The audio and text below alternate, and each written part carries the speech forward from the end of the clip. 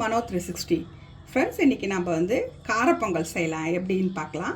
அது எப்படின்னா, ஒரு டம்ளர் பச்சை அரிசியும் ஒரு டம்ளர் பைத்தம்பருப்பு, பொங்கல் மாதிரியே தான், கடைசியாக தான் அதுக்கு இது பண்ணணும். ஃபஸ்ட்டு இந்த ஒரு டம்ளர் அரிசியும் பைத்தம்பருப்பும் சும்மா ஒரு வறுத்துக்கலாம்.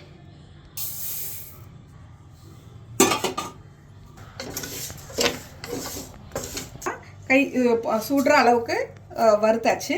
இப்போ நம்ம இதை கழுவி எடுத்துகிட்டு வந்துடலாம். இப்போ கழுவிட்டு வந்துட்டோம். இப்போ வந்து 2 டம்ளருக்கு 6 இது, ஒரு இதுக்கு 2 டம்ளர், ஒரு இதுக்கு 3 டம்ளர், ஒரு அரிசிக்கு 3 டம்ளர், பைத்தம்பருக்கு 3 டம்ளர், இப்போ மொத்தம் 6 டம்ளர் ஊற்றணும். இப்போ நம்ம 6 டம்ளர் தண்ணி விட்டாச்சு.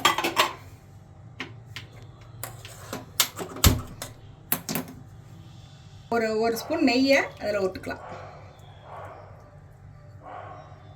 இதுக்கு தேவையான அளவை உப்பு போட்டுக்கோங்க.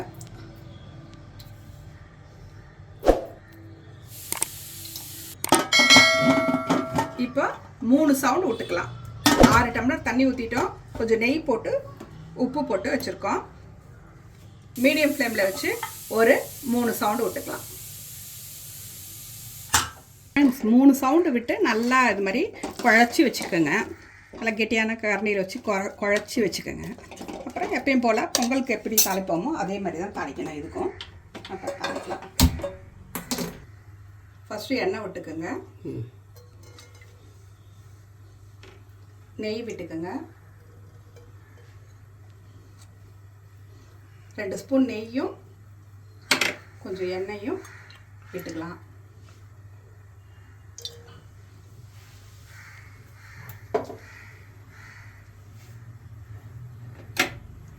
மிளகு 1 டேபிள் ஸ்பூன் போட்டுக்கோங்க. சீரகம் 1 டேபிள் ஸ்பூன் போட்டுக்கோங்க. நல்லா கொஞ்சம் போட்டுக்கோங்க. கொஞ்சம் தள்ளி நின்றுக்குங்க, ஏன்னா மிளகு வெடிக்கும்.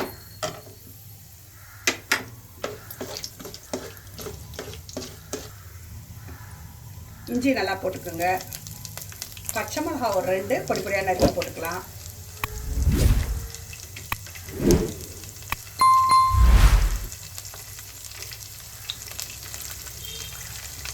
கருவேப்பிலை ஒரு கை நிறைய போட்டுக்கோங்க.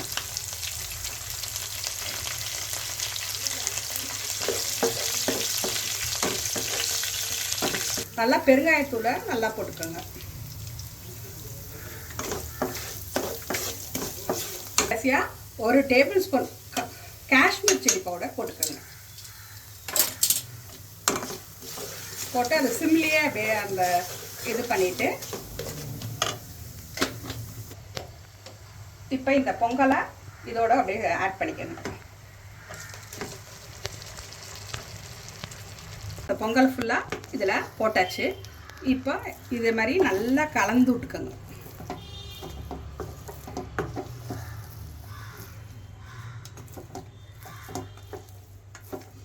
இப்போ ஒரு 5 நிமிஷம் அந்த அந்த ரெட் சில்லி பவுடர் இது காஷ்மீர் சில்லி பவுடர் போட்டிருக்கோம் இல்லையா, அதனுடைய வாசனை போகிறதுக்காக ஒரு 5 நிமிஷம் அப்படியே இது பண்ணி விட்டுருணும். பண்ணிகிட்டே இருங்க, அதுக்கு வாசனை போயிடும். அந்த பச்சை வாசனை, காஷ்மீர் சில்லியோட பச்சை வாசனை போயிடும். அதுதான் அதனால ஒரு 5 மினிட்ஸ் வந்து அப்படியே சிம்மில் வச்சுட்டு அந்த பொங்கலும் அப்படியே அதில் இதுவாகணும். இது பாருங்க, இது மாதிரி நல்லா கலந்துக்குங்க. இதுவும் நல்லா மிங்கிள் ஆகணும். அது அப்படி பார்த்தா எப்படி இருக்குது, எல்லாம் ஒன்றா இதுவாகி அந்த மாதிரி வந்தோடனே அதை ஆஃப் பண்ணிக்கலாம் நம்ம.